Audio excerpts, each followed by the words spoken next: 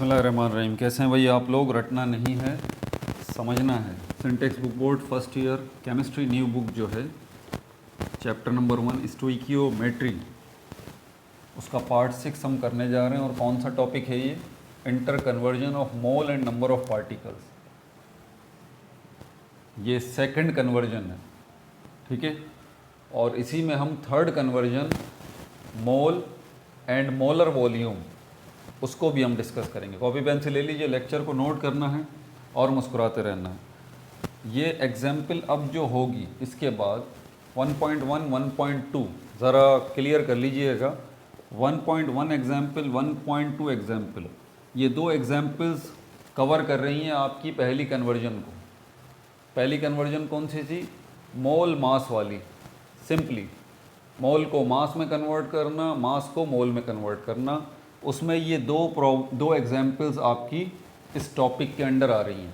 उसके बाद 1.3, 1.4, 1.5 पिछली वीडियोस में हम जो कर चुके हैं, ये तीन, ये सेकंड कन्वर्जन जो आपकी मोल, जो ये चल रही है अभी, मोल और नंबर ऑफ पार्टिकल्स, इसके अंदर तीन एग्जाम्पल्स हैं जो पिछली वीडियोस में हम कर चुके हैं, 1.3, 1.4, 1.5। अब इसी कन्वर्जन के अंदर एक सेल्फ असेसमेंट है। सेल्फ असेसमेंट, क्योंकि आपके एग्ज़ाम में सेल्फ असेसमेंट से भी प्रॉब्लम आ सकती है, तो आपकी बुक के अंदर सेल्फ असेसमेंट भी रखे गए हैं। ये पहला सेल्फ असेसमेंट आ रहा है, ठीक है, और मैं इसको लिख भी रहा हूँ और इसको सॉल्व करते हैं हम। उसके बाद फिर third conversion mole and molar volume की तरफ हम चलेंगे, ठीक है भाई। तो मैं इसको लिखता हूँ पहले।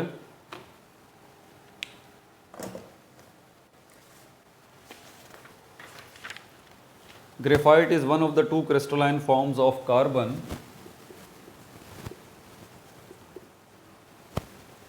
Graphite is one of the two crystalline is one of the two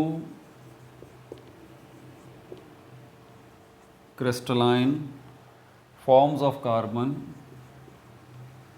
crystalline forms of carbon, which is a constituent component of lead pencils, which is the constituent component of lead pencils. lead pencils, मेरे साथ साथ लिखते रहिए। lead pencils, full stop. How many atoms of carbon are there? How many atoms of carbon are there? Carbon are there in 360 gram of graphite. In 360 gram of graphite. Question mark. आगे फिर कुछ और भी कह रहा है। Also find the number of moles of carbon. Also find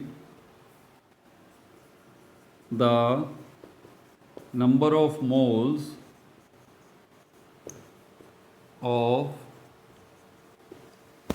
carbon. ठीक है भाई, ये सेल्फ असेसमेंट प्रॉब्लम जो है वो मौजूद है।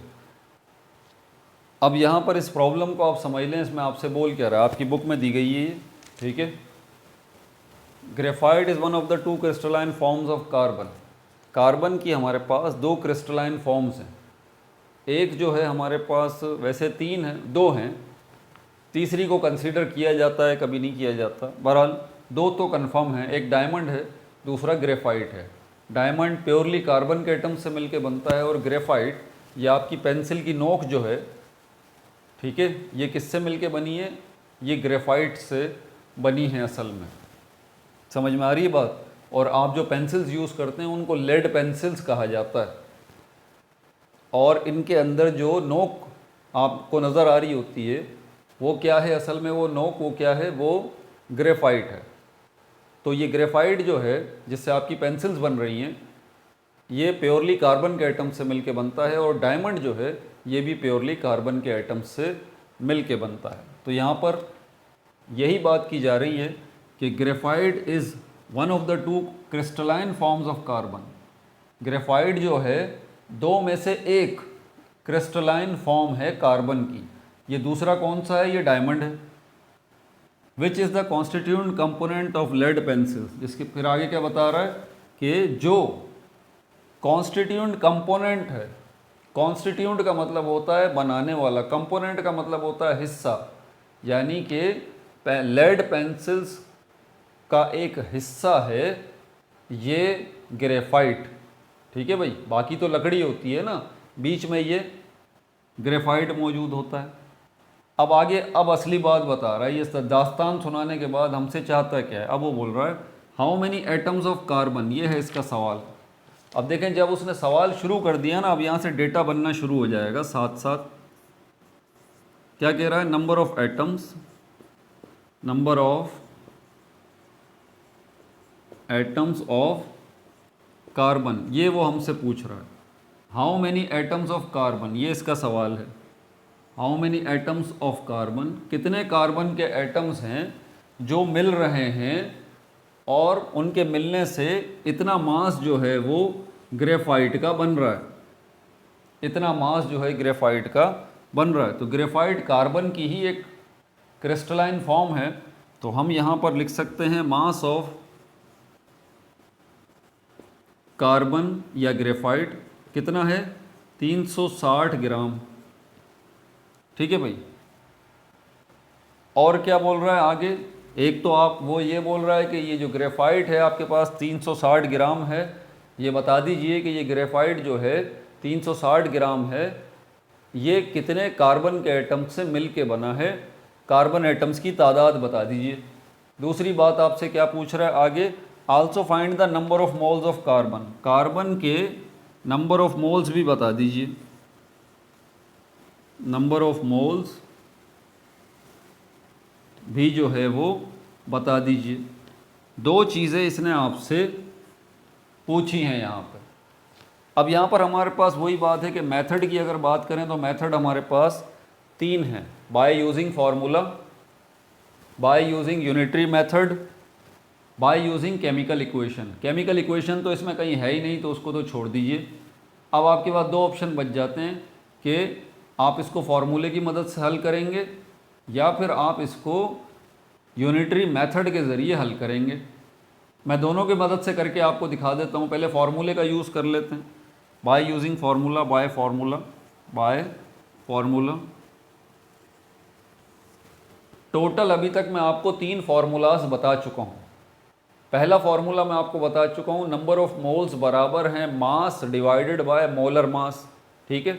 दूसरा फार्मूला मैंने आपको बताया है, नंबर ऑफ पार्टिकल्स बराबर हैं मोल्स इनटू एवोगैड्रस नंबर। तीसरा फार्मूला जो मैंने पिछली वीडियो में ही बताया था उस आपको बड़ी तफसील के साथ, तीसरा फार्मूला है नंबर ऑफ पार्टिकल्स बराबर हैं mass into Avogadro's number divided by molar mass. ये 3 फार्मूलाज मैंने आपको बताए हैं। इन 3 फार्मूलाज में से कौन सा फार्मूला लगेगा जो हमारा ये वाला मसला हल कर दे, नंबर ऑफ पार्टिकल्स वाला। तो आपको पता है इसके लिए हमारे पास जो है वो second formula, number of particles बराबर है moles multiply by Avogadro's number. तो एवोगैड्रस नंबर की वैल्यू तो हमें पता है, लेकिन हमारे पास मोल नहीं है कार्बन के। हमारे पास क्या है, हमारे पास मास है। तो इस फॉर्मूले को आप यूज़ नहीं कर सकते। अगर आप इसको यूज़ करना चाहते हैं तो फिर पहले आप मोल फाइंड आउट कीजिए, और अगर आप ये भी नहीं करना चाहते तो फिर आप थर्ड फार्मूला लगा दीजिए।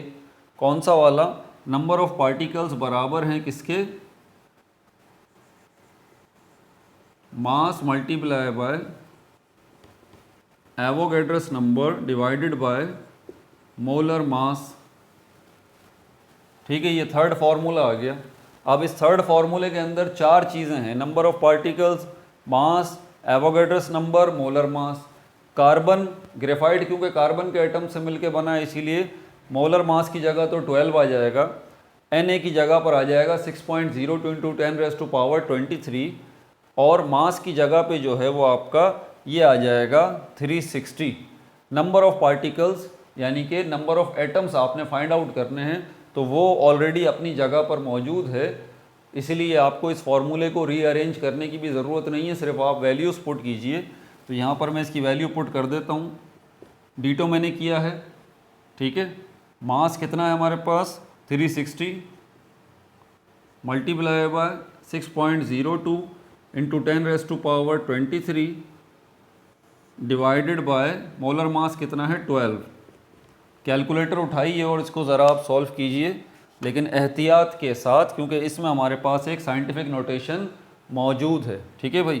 तो पहले मेरे साथ करें, 360 लिखिए, मल्टीप्लाई का साइन दबाइए, उसके बाद लिखिए 6.02 और बिल्कुल नीचे एक की नज़र आ रही होगी x 10 और उसके ऊपर पावर x, उसको दबाइए और पावर लिखिए 23, उसके बाद फिर डिवाइड का साइन दबाइए, फिर 12 दबा दीजिए और आंसर आपके पास जवाब आता है 1.806 इंटू 10⁻25। ठीक है भाई, क्या जवाब आ रहा है 1.806 into 10⁻25 atoms of carbon.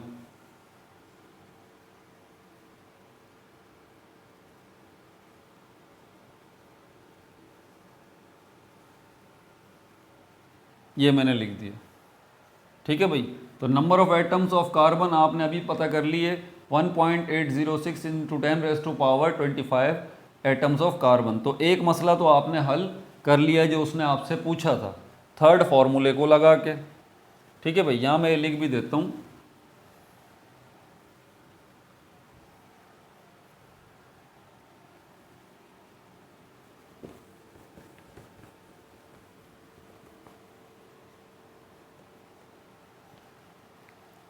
One 1.806 into 10⁻25 atoms of carbon. ठीक हो गया भाई, ये जवाब आ गया। अब रह गया मसला नंबर ऑफ मोल्स का। तो तीन फार्मूले हैं आपके पास, कौन सा फार्मूला आप यूज़ करेंगे? नंबर ऑफ मोल्स बराबर है मास डिवाइडेड बाय मोलर मास। मेरे ख्याल में पहला फार्मूला आसानी से लग रहा है, उसको लगा दीजिए। नंबर ऑफ मोल्स बराबर है मास डिवाइडेड बाय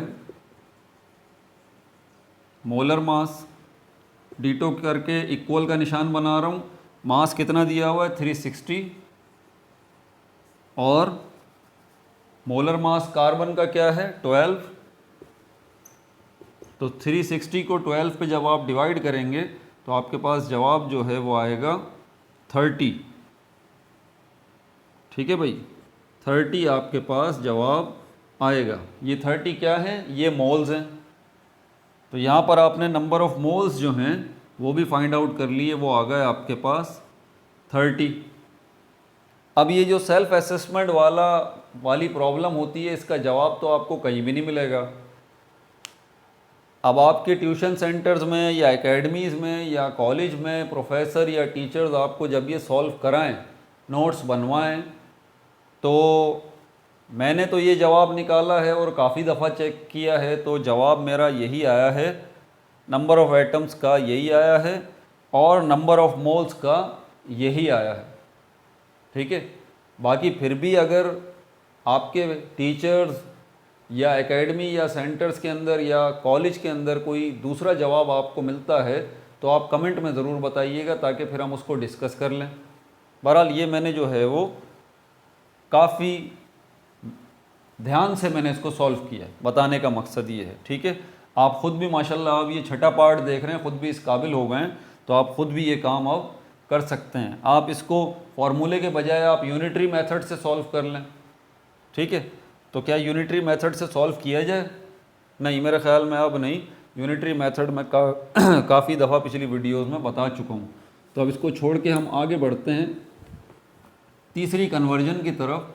और तीसरी कन्वर्जन हमारे पास क्या है? Inter conversion of mole and molar volume, mole and molar volume.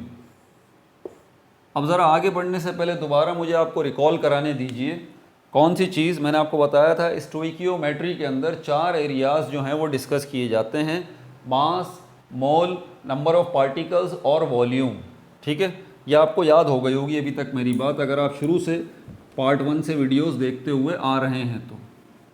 ठीक है, अब एक बात ज़रा मेरे ध्यान से सुन लीजिए।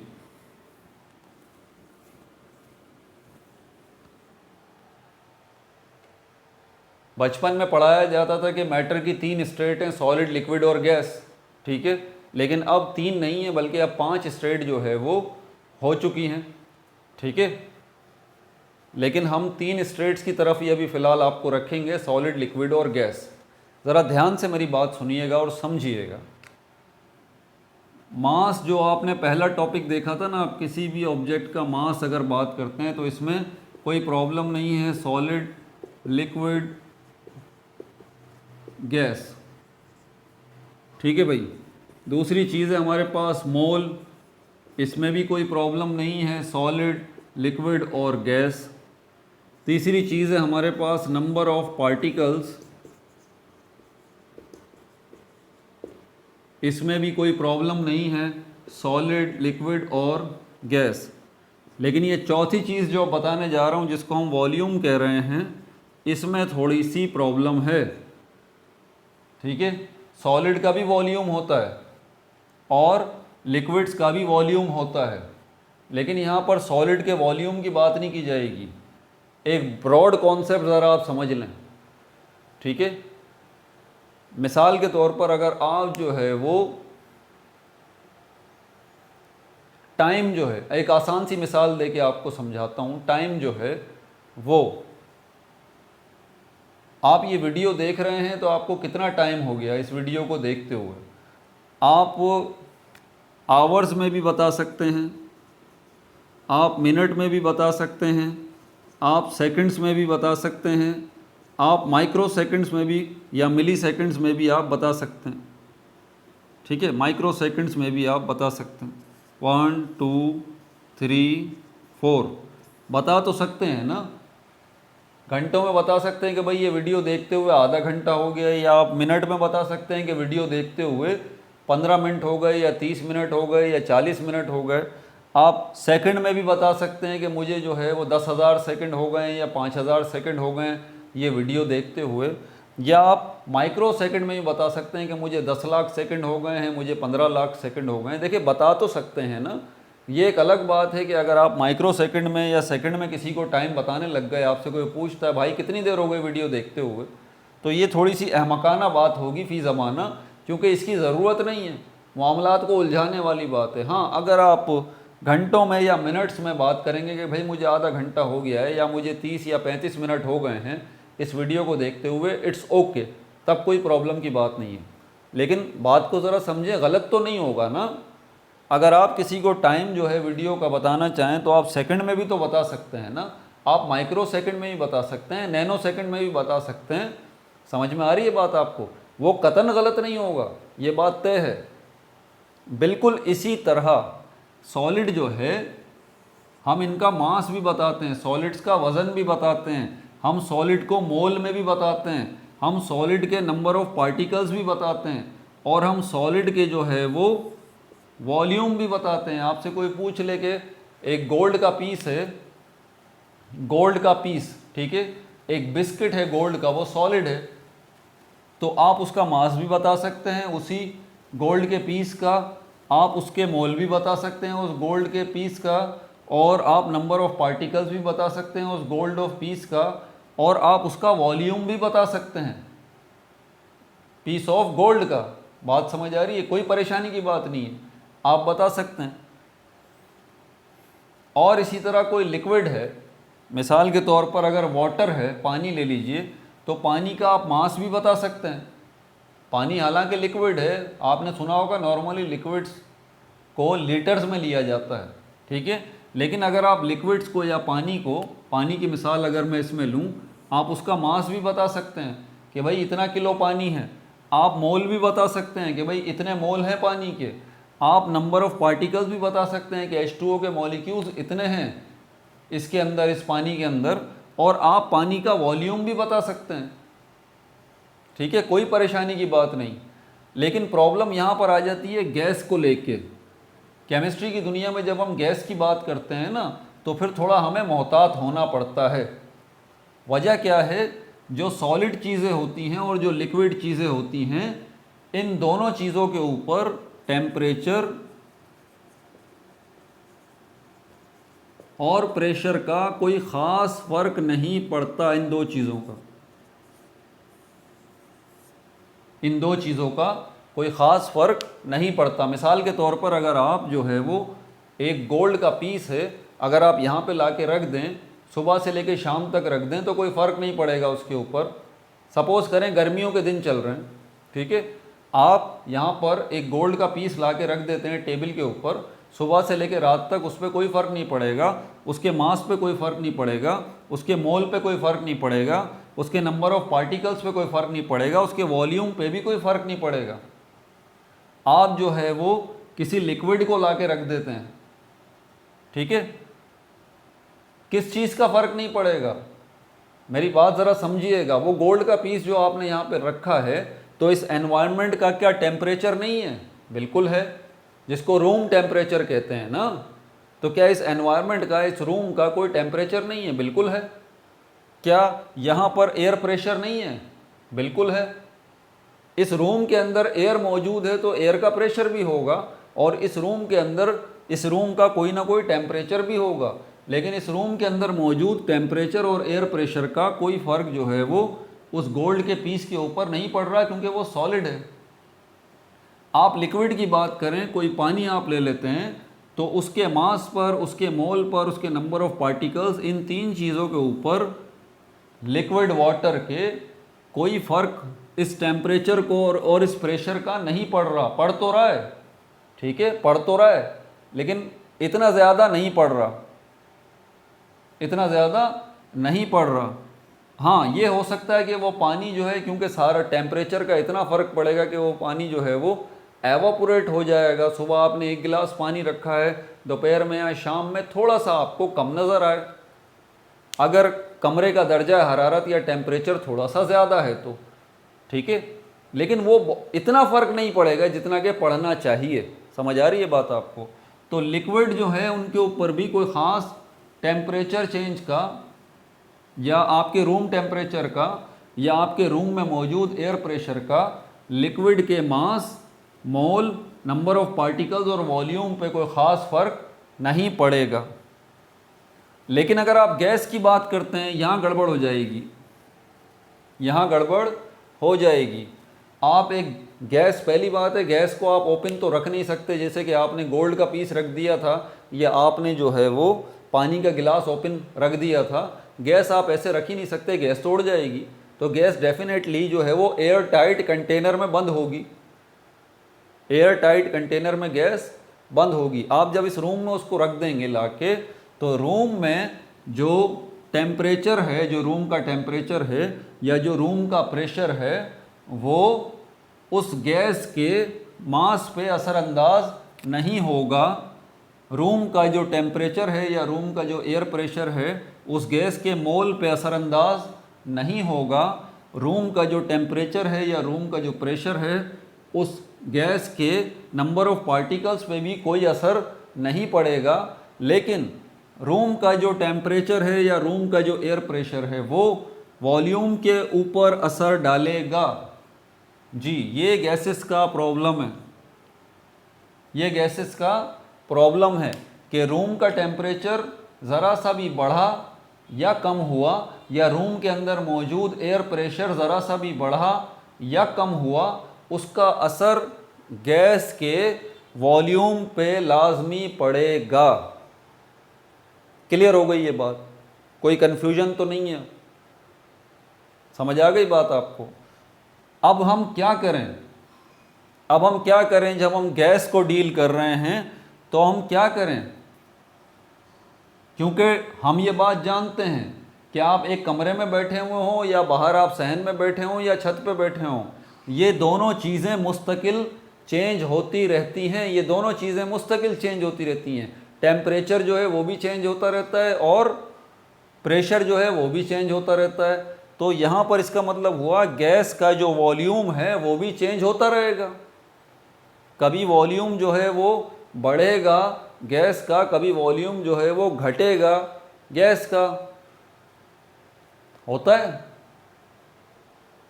अगर आप सुनना चाहते हैं तो मैं इसकी प्रैक्टिकल एग्जांपल दे दूं। एरोसोल्स जो होते हैं, रूम स्प्रे जो होते हैं, ये हादसा भी हुआ था बाकायदा। गर्मियों की शदीद गर्मी पड़ रही थी, कार में जो है वो एसी चल रहा था, एसी कार के अंदर जो है वो मौजूद था, क्या, रूम स्प्रे मौजूद था। कोई परेशानी की बात नहीं थी, कार में एसी चल रहा था। फिर क्या हुआ कि वो साहब जो है अपनी गाड़ी लॉक करके धूप में वो चले गए। याद रहे एरोसोल्स के अंदर गैस मौजूद होती है। अब जब पहले एसी चल रहा था कार में तब तो कोई मसला नहीं था, टेम्परेचर मॉडरेट था। लेकिन जब वो साहब अपनी कार जो है धूप में खड़ी करके लॉक करके चले गए और 6 घंटे बाद, 4 घंटे बाद वापसी उनकी हुई तो उन्होंने देखा कि उनकी कार के अंदर ब्लास्ट हो गया, धमाका हो गया। वजह क्या है? क्योंकि उनकी कार के धूप में खड़ी कर गए थे, कार का टेम्परेचर बढ़ रहा था और अंदर जो मौजूद रूम स्प्रे था उसके अंदर जो गैस थी उसका टेम्परेचर भी बढ़ रहा था। उसका इफ़ेक्ट क्या पड़ रहा था कि उस गैस का वॉल्यूम बढ़ रहा था, यानी कि साइज़ गैस का बढ़ रहा था। अब गैस का साइज़ जब बढ़ेगा तो बोतल तो बंद है ना, वो जो रूम स्प्रे है वो तो टाइटली पैक्ड है, लेकिन बाहर से जो टेम्परेचर या धूप जो पड़ रही है वो टेम्परेचर मज़ीद गर्मी बढ़ रही है, मज़ीद गर्मी बढ़ रही है। तो उसका नतीजा क्या निकल रहा है? उस बोतल के अंदर जो गैस मौजूद है उसका वॉल्यूम बढ़ रहा है, बढ़ रहा है, बढ़ रहा है और प्रेशर भी बढ़ता जा रहा है। तो क्या हो रहा है यहाँ पर? उसका नतीजा क्या निकल रहा है कि इतना वॉल्यूम उसको जब वो बहुत ज़्यादा हीटअप हो गई गाड़ी, वो भी बहुत ज़्यादा हीटअप हो गया तो वो बस्ट हो गया, वो फट गई, वो एरोसोल, वो रूम स्प्रे की बोतल जो है, और इतना शदीद जो है वो ब्लास्ट हुआ था कि कार के शीशे टूट गए थे। ये रियल हादसा बता रहा हूँ आपको, एक्चुअल हादसा ये हुआ था। तो आपके घरों में भी शदीद गर्मी जब हो तो इस बात का ख्याल रखें, घर में जो आपके स्प्रे वगैरह होते हैं, बॉडी स्प्रे वगैरह होते हैं, एरोसोल्स होते हैं, रूम स्प्रे होते हैं, शदीद गर्मी पड़े तो फिर उनको हल्का हल्का सा स्प्रे करके उनका जो प्रेशर अंदर बहुत ज़्यादा डेवलप हो चुका होता है उसको थोड़ा सा कम कर दिया करें ताकि वो नॉर्मल कंडीशन में आए, या ठंडी जगह पे रखा करें। तो ये सब सिनेरियो मैंने आपको समझाने के लिए बताया कि स्टोइकियोमेट्री के अंदर ये गैस से रिलेटेड वॉल्यूम का बड़ा इशू है और इसका असर किस पे पड़ता है? आपकी कैलकुलेशन पे पड़ता है, आपकी कैलकुलेशन पे पड़ता है। ऑब्वियस सी बात है कि टेम्परेचर और प्रेशर अगर मुस्तकिल चेंज हो रहे हैं तो गैस का वॉल्यूम जो है वो भी चेंज होगा। तो कभी भी आपको एग्जैक्ट वॉल्यूम गैस का पता ही नहीं लग सकता, और आप एग्जैक्ट वॉल्यूम गैस का जब फाइंड आउट नहीं कर सकते तो जो भी आप कैलकुलेशन करेंगे वो गलत करेंगे। समझ आ गई बात? जो भी कैलकुलेशन करेंगे वो गलत करेंगे। तो फिर यहाँ पर हमें ज़रूरत है कि इनको फिक्स किया जाए, इनको फिक्स किया जाए। इसीलिए जब भी हम गैसेस की बात करते हैं तो हम कहते हैं कोई भी गैस है, अगर ऑक्सीजन गैस है, हाइड्रोजन गैस है, तो आगे हम लिख देते हैं एट STP। STP के फुल वर्ड यहाँ मैं लिख रहा हूँ, STP के फुल वर्ड है standard temperature and pressure. Standard temperature and pressure. जब भी किसी गैस के आगे वो लिख देता है STP, standard temperature and pressure, तो इसका मतलब पता है क्या है? इसका मतलब ये है कि उसने आपको दो वैल्यूज़ दे दी। कौन कौन सी वैल्यूज़? एक तो टेम्परेचर का बता दिया और दूसरा प्रेशर का बता दिया। टेम्परेचर उसने कितना बताया? 273 केल्विन। आपको पता है ना टेम्परेचर के हमारे पास 3 यूनिट हैं, वैसे तो 4 भी हैं लेकिन नॉर्मली 3 ही होते हैं, सेल्सियस या सेंटीग्रेड, फ़ारेनहाइट और केल्विन। तो अगर आपसे कहा जाए कि ये जो एक गैस है ये STP पर है, तो इसका मतलब क्या हुआ कि इस गैस का जो है वो टेम्परेचर कितना है 273 केल्विन, और प्रेशर कितना है उसका, प्रेशर है उसका 1 ATM। ये वो वाला ATM नहीं है, ठीक है, ये प्रेशर का यूनिट है, एटमॉस्फेरिक प्रेशर की एब्रीविएशन है ATM। तो समझ आ गई बात आपको। अब आपको ऑक्सीजन गैस कहा जा रहा है कि ऑक्सीजन गैस STP पर है, तो इसका मतलब क्या हुआ कि ऑक्सीजन गैस का टेम्परेचर कितना है 273 केल्विन, और उसका प्रेशर कितना है, उसका प्रेशर है 1 एटमॉस्फेरिक 1 ATM। क्लियर हो गई ये बात। वजह क्या है, क्यों आप टेम्परेचर और प्रेशर को कांस्टेंट रख रहे हैं, वजह मैं बता चुका हूँ, आपकी कैलकुलेशन सही आएगी नहीं, आपको इनको फिक्स्ड करना पड़ेगा, और इसी को कहा जाता है STP। ये inter conversion of mole and molar volume की आगे डिटेल बताने से पहले मैंने आपको ये तफसीलात बता दी हैं कि अब आप क्या करने जा रहे हैं, ये बातें ज़हन नशीन कर लें, तभी आपको ये एग्जाम्पल जो अब मैं बताने जा रहा हूँ ये आसान समझ में भी आएगी, आप इसको सॉल्व भी कर लेंगे। ठीक है, अब इस एग्जाम्पल की तरफ चलते हैं।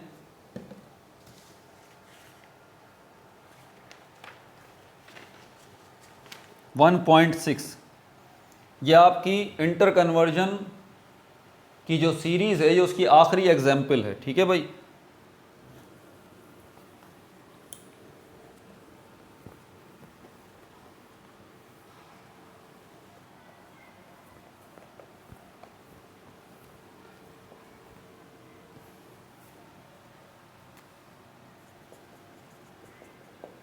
एग्जाम्पल 1.6 क्या कह रहा है, what volume of oxygen gas, what volume of oxygen gas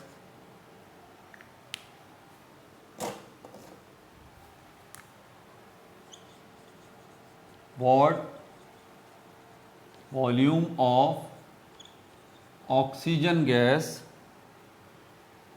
occupied by, occupied का मतलब होता है घेरे हुए होना, कवर किया होना, occupied by 1.5 moles of oxygen gas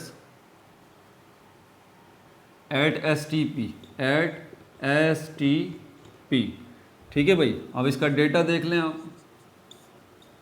पहली बात आपसे क्या पूछ रहा है, वॉल्यूम ऑफ ऑक्सीजन पूछ रहा है, वॉल्यूम ऑफ ऑक्सीजन आपसे पूछ रहा है, और क्या दिए हुए हैं आपको, ऑक्सीजन गैस के उसने मोल्स दिए हैं, moles of oxygen,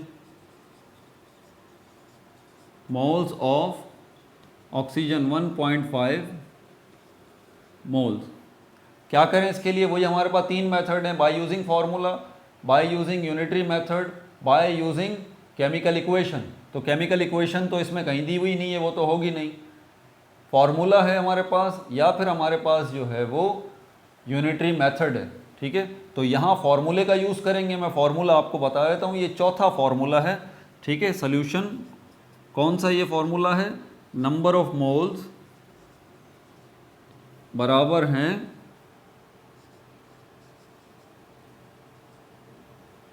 volume of gas divided by molar volume, molar volume. ये फार्मूला है, ज़रा लिख लीजिए, चौथा फार्मूला है। किसके लिए है ये, सिर्फ गैसेस के लिए है, ये मत भूलिएगा, ये किसके लिए है, ये गैसेस के लिए है। ठीक है भाई, अब यहाँ पर नंबर ऑफ मोल्स जो हैं उसने आपको ऑलरेडी दिए हुए हैं, ये रहे।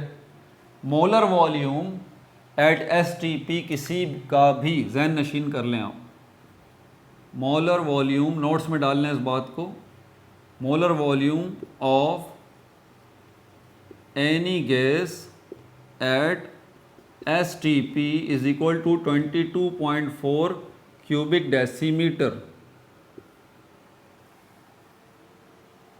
Molar volume of any gas, किसी भी गैस का मोलर वॉल्यूम जो है STP के ऊपर वो ये होगा 22.4 क्यूबिक डेसीमीटर, ये जहन नशीन कर लें। अगर वो आपको STP बोल देता है, STP बोल देता है, तो आप समझ जाइए कि STP बोल देने से वो आपको तीन चीज़ें बता रहा है। पहली चीज़ आपको टेम्परेचर बता रहा है कितना 273 केल्विन। दूसरी चीज़ वो आपको प्रेशर बता रहा है कितना 1 एटमॉस्फेरिक प्रेशर। तीसरी चीज़ वो आपको मोलर वॉल्यूम बता रहा है गैस का कितना 22.4 क्यूबिक डेसीमीटर। ये तीन चीज़ें कांस्टेंट हो जाती हैं जब किसी भी गैस के बारे में वो कहता है एट STP। क्लियर हो गई ये बात। अब इसमें फाइंड आउट क्या करना है हमें, इसकी वैल्यू मौजूद है, ये रही 1.5। मोलर वॉल्यूम हमें पता है हो गया अब इसका 22.4। वॉल्यूम ऑफ गैस ये हमारा टारगेट है। अब टारगेट को अकेला करें, ठीक है। इसके लिए क्या करना है हमें कि मोलर वॉल्यूम को यहाँ से निकाल के यहाँ ले आइए आप, तो नतीजा क्या निकलेगा, नतीजा निकलेगा number of moles multiply by molar volume. मैंने MV लिख दिया है स्पेस को बचाने के लिए। Molar volume is equal to volume of oxygen, volume of oxygen. Value put कर दें कितने हैं 1.5 मल्टीप्लाई बाय मोलर वॉल्यूम कितना है 22.4 वॉल्यूम ऑफ ऑक्सीजन। मल्टीप्लाई करके देखें जवाब क्या आ रहा है। अब यहीं पे मैं इक्वल का निशान बना के इसका जवाब यहीं लिखूंगा भाई, ठीक है, जगह थोड़ी है।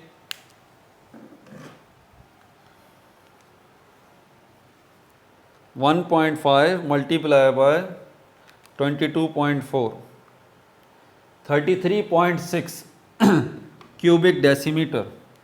33.6 क्यूबिक डेसीमीटर।